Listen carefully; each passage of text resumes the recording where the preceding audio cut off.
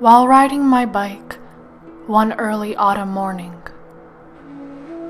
an unusual thing happened. I distinctly heard a title of my next painting, The Messenger. I was so relieved. Both the title and the image were ready for me, all at my fingertips. I could not wait until the next morning, when I could play with whites, in order to form a snow owl in flight.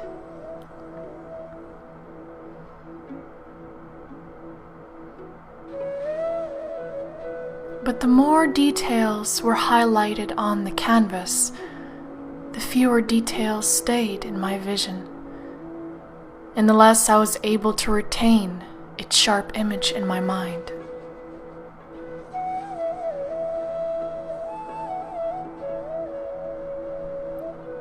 Then I noticed a nest, but by the time I filled it up with the eggs, the owl vanished. Not a feather was left in my sight. It flew away from me as fast as it had arrived, as if telling me it was enough. I have to trust an impulse, or maybe even a spiritual mandate, to eliminate my favorite characters on the canvas. Otherwise, I would not see what I'm supposed to see. But I was baffled. The messenger was still missing, and I just began the painting. I didn't know what to do. The next morning, I heard a grunt of a moose. Was he the messenger? No, he could not, because he himself was looking for safety and guidance. I was about to put realistic details when the moose just disappeared from my vision, and two bald eagles started circling around. I decided to be guided just by the sounds and figure out the story through purely spontaneous strokes of paint. The spirit reveals to me the final painting only if I paint what is given to me at that particular time, and I must be authentic, with the slightest nuances. The actual reason why I do not plan anything in detail from the very beginning.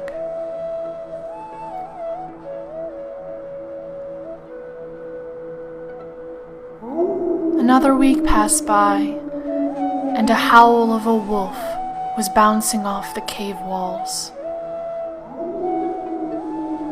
I doubted the wolf was the messenger, because by the time the echoes of the howl dissipated, I couldn't spot him anymore.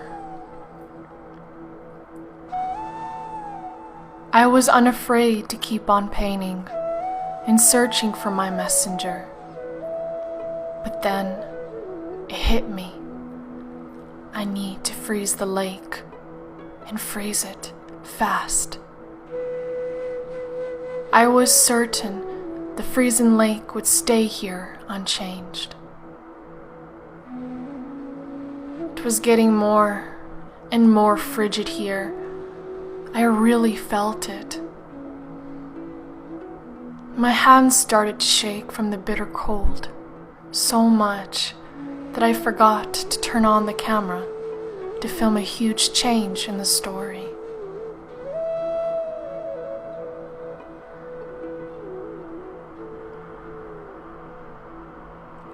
I had been absolutely positive that no human being would be on this particular canvas. But I was wrong. Against all my expectations, here was the man and his loyal horse. They had lost their way and taken a refuge in the cave. Now, I understood why I had to freeze the lake. The travelers had to escape the cave to go home. But the ice was too thin in most areas for crossing. So here they were, desperate to leave the cave, when suddenly a loud call from above echoed. The same bald eagle who had been circling on my canvas for quite a while was flying over the lone strangers, encouraging them to follow him. Step by step, the lost travelers were carefully guided across the frozen lake patches out of the dark cave.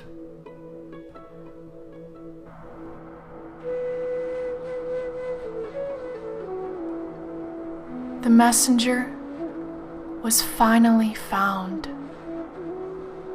It was the eagle, the spirit.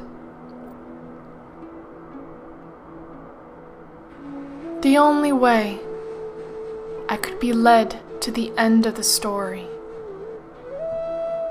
was by listening to the spirit call from the very beginning to the end. By listening to every move of a flight, every drip from the cave lime icicles, and every crackling sound of the freezing lake.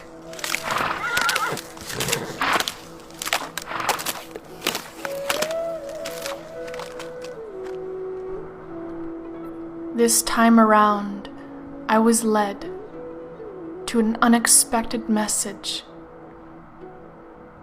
of faith and guidance.